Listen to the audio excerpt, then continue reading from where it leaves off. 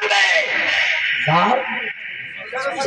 অসম্ভব। 15টা বছর আমরা সেই ভবিষ্যৎবাণী খেয়াল করেছি, কথা বলেন ঠিক না বেটি?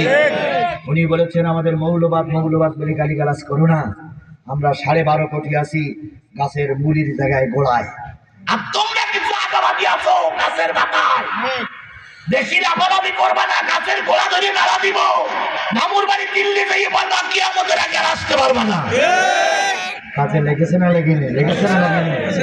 এখন সব ওই আগাবাদীরা ভারতে দিয়ে কলকাঠি নাড়াচ্ছে।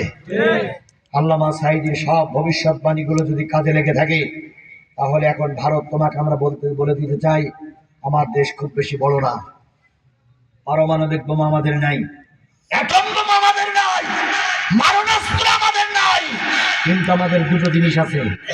এক আছে প্রতিটা গ্রামগঞ্জে বাঁশের ঝাড়, আমরা ওর থেকে বাঁশ কেটে কেটে 3.5 হাতের কি বানাবো, লাঠি বানাবো। আর আমার বুক ভরা আছে ঈমান।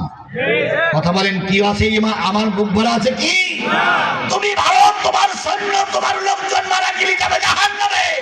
আর আমার দেশের একজন সোলজার যদি মারা যায়, সে যাবে আল্লাহর জান্নাতে, আল্লাহর জান্নাতে, আল্লাহর জান্নাতে।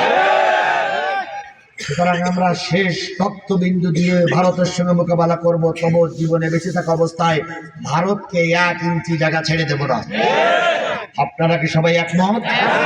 গ্রামে গঞ্জে বসবাস করেন বলে দায়িত্ব ছেড়ে দিবেন না। যদি কখনো নেতাদের দ্বারা ডাক আসে, আমরা ইনশাল্লাহ গোল চত্বরে দিয়ে গোটা উত্তরবঙ্গের সব গাড়ি বন্ধ করে দেব।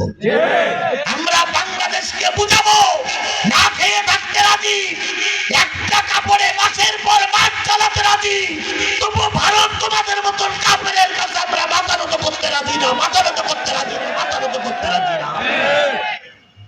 ইউনূস সাহেবকে বলি, আপনি একা নয়, আপনার পিছনে আমরা 18 কোটি বাঙালি আছি, কথা বলেন ঠিক না বেঠিক? আপনি কাজ চালিয়ে যান, আপনার পিছনে আমরা সহযোগিতা করব ইনশাআল্লাহ, ইনশাআল্লাহ। বুড়ি মনে আছে তো? বুড়ির ছেলে নাই, নেই, কিন্তু বুড়ির আছে কি? আরো জোরে বলেন, বুড়ির আছে